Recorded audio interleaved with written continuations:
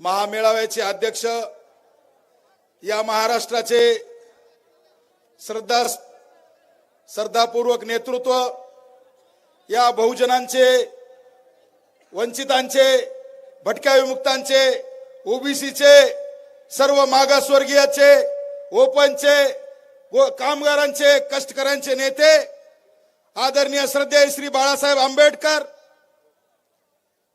या महामेळाव्याचे उद्घाटक, या सब तमाम ओबीसीचे नेतृत्व, ज्यांनी सातत्याने या ओबीसी जनमोर्चाच्या माध्यमातून सगळा ओबीसी संघटित करून त्यांना त्यांचे हक्क मिळवण्यासाठी कार्यरत आहेत, ते आमचे मार्गदर्शक आदरणीय प्रकाश अण्णा शेंडगे साहेब, या मराठवाड्याची बुलंद तोफ, आक्रमक नेतृत्व प्राध्यापक टी.पी. मुंडे सर, या ओबीसी जनमोर्चाचे सरचिटणीस आदरणीय चंद्रकांत भावकर साहेब, या मंचावर उपस्थित या ठिकाणी खासदार महात्मे साहेब, विठ्ठलराव दळे साहेब, विष्णू जाधव साहेब, चव्हाण साहेब, सर्व या मंचावर उपस्थित त्या ठिकाणी नागराव पांचाळजी, सर्व ओबीसी नेते आलेल्या, प्रत्येक भटके मुक्त ओबीसी नेते सचिन नाईकजी, या ठिकाणी माझे सहकारी महेंद्रजी देमगुंडे, या ठिकाणी या सर्व ओबीसी नेते, आणि या ठिकाणी जमलेला उन्हामध्ये आपलं काम सोडून, कष्ट सोडून गावागड्यातून आलेले हजारो ओबीसी बांधवांना माझा या ठिकाणी जय ओबीसी, जय भीम. बांधवांनो, या ठिकाणी जरा इकडे बसलेले, जरा मैदान द्या ना इकडं. सावली काय करायले, लय सावलीमध्ये राहिला तर उन्हात जायची वेळ आली, आरक्षण जायचं वेळ आली. या इकडे मैदाना उन्हामध्ये उठा, तिकडे जरा मैदानात तिकडे पुढे या. तिकडे पार कोपऱ्याला सावलीनं कुठं झाडापर्यंत जाऊन बसलात. सगळं भविष्य येणाऱ्या उन्हामध्ये पडायची वेळ आलेली आहे. तुमचे आमचे लेकरं बाळाचं रस्त्यावर उघडं पडायची वेळ आलेली आहे, आणि आता तरी आपण कुठेतरी जागा व्हायची टाइम आलेला आहे. म्हणून या ठिकाणी बांधवांनो, आज श्रद्धेय बाळासाहेब आंबेडकर, प्रकाश अण्णा शेंडगे आणि सर्व नेते मंडळी इथं आलेले आहेत. या नांदेड जिल्ह्यातल्या ओबीसी महामेळाव्याला या ठिकाणी जी दिग्गज नेते मंडळी आले आहेत, या ठिकाणी आज आमच्या ओबीसीचा आत्मविश्वास वाढलेला आहे. साहेब, या जिल्ह्यामध्ये आम्ही या ओबीसीला या ठिकाणी दाबून आणि कुचून ठेवलेलं होतं. इतकं दाबलेलं आहे की गेल्या 70 वर्षामध्ये या ओबीसीला काहीच दिलं नाही. ग्रामपंचायतला ते निवडून आले, आम्ही नाचलो. जिल्हा परिषदला आले तरी नाचतो आम्ही.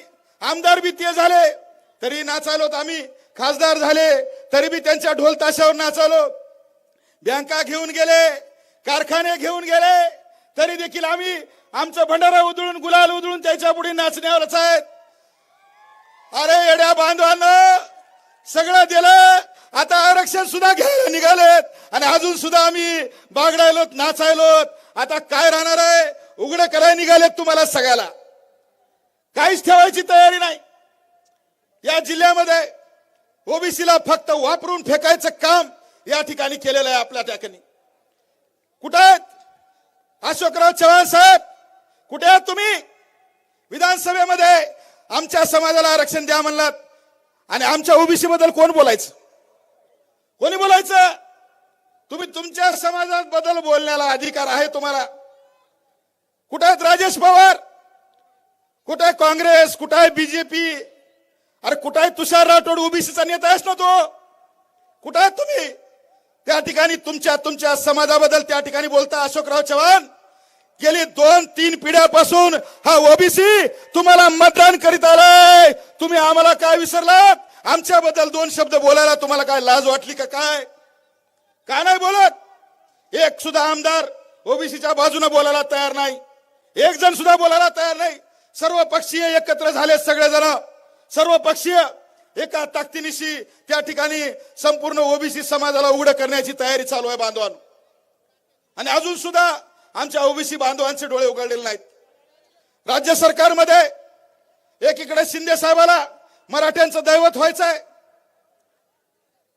दुसरीकडे आमच्या आदरणीय छगन भुजबळ साहेबाला ओबीसीचं दैवत व्हायचं आहे, तिसरीकडे अजित पवार मस्त बघतायत, इकडे मराठाला भेटलं तरी चांगलं नाही भेटलं तरी छगन भुजबळ साहेब आपल्यासोबत आहेतच की. आणि या सगळ्यांचा खेळ एक डोंबारी बसून त्या ठिकाणी नागपूरचा देवेंद्र फडणवीस या सगळ्यांचा डोंबाऱ्यांचा खेळ लावून बसलेला आहे. मस्त चाललंय. एका तराजू हातात घेतलाय, इकडे ओबीसी ठेवलाय आणि इकडे त्या ठिकाणी मराठा ठेवलाय आणि दोन्हीकडून थोड्या थोड्या लाडू खाणं चालू आहे. दोघांना फस्त करण्याची तयारी या त्या ठिकाणी नागपूरच्या मदाराची त्या ठिकाणी चालू आहे. पण फडणवीस साहेब, दोन्ही लाडू एकदाच खाता येणार नाही, एकाची नक्की उलटी होणार. आता आम्ही थांबणार नाही. त्या ठिकाणी दोन दोन डगरीवर हात ठेवून चालला येणार नाही. तुम्ही म्हणता माझ्या डीएनए मध्ये ओबीसी आहे आणि एकीकडून त्या ठिकाणी सगळे सर्टिफिकेट वाटप चालू आहे, एकीकडून सगळ्याला व्हॅलिडिटी देणं चालू आहे आणि सांगता माझ्या डीएनए मध्ये ओबीसी आहे. अहो, तुमच्या डीएनए मध्ये फक्त मनुवाद भरलेला आहे, तुमच्या डीएनए मध्ये दुसरं काही नाही. या संपूर्ण ओबीसीला, भटक्या विमुक्ताला, मागासवर्गीयांना त्या ठिकाणी पूर्णपणे मनुवादाकडे घेऊन सगळ्यांना बर्बाद करण्याचं काम त्या ठिकाणी या ठिकाणी भाजपचं सरकार त्या ठिकाणी करत आहे. बांधवांनो, मी आपला अधिक वेळ घेणार नाही. आपल्याला प्रमुख पाहुण्यांचं त्या ठिकाणी ऐकायचं आहे. पण या ठिकाणी मी आपल्याला आवर्जून सांगेन की आम्ही ओबीसी, आम्ही त्या ठिकाणी आमचा मुलगा कोणी डॉक्टर झाला, पोलीस झाला, कर्मचारी झाला, तर आम्ही अनेक दैवतांचे आभार मानतो, अनेक दैवतांचे आभार मानतो. पण ज्या दैवतानं हे तुम्हाला सगळं भरभरून दिलं, ज्यांनी हे आरक्षण दिलं, ज्यांनी तुमच्या पिढ्याने पिढ्या घडवल्या, त्या दैवताला आपण कुठंतरी आपण विसरलेलो, कुठंतरी आपण कमी पडतोय. की आमचं ओबीसीचं खरं दैवत कोण आहे? कोण आहे आमचं दैवत? कोण आहे? मग त्यांना कधी धन्यवाद दिलाय का आपण? त्यांना कधी थँक्यू म्हणलं का? आमच्या पिढ्याना पिढ्या त्या प्रज्ञा सूर्य भारतरत्न डॉक्टर बाबासाहेबांनी घडवलेले आहेत, त्यांना आपण कधी धन्यवाद दिलाय का? आम्ही ओबीसी याच्या मागे त्याच्या मागे दैवत करत फिरत आहोत. आम्हाला त्या दैवताला त्या ठिकाणी आम्ही कधी धन्यवाद दिलाय का? आणि म्हणून ते दैवत आमचं या ठिकाणी मंचावर त्या ठिकाणी आपण ते दैवत इथं उभं आहे आणि त्या दैवताच्या रूपाने त्यांचं रक्त असलेले श्रद्धेशी बाळासाहेब आंबेडकर इथं तुमच्या समोर बसलेले आहेत बांधवांनो. आणि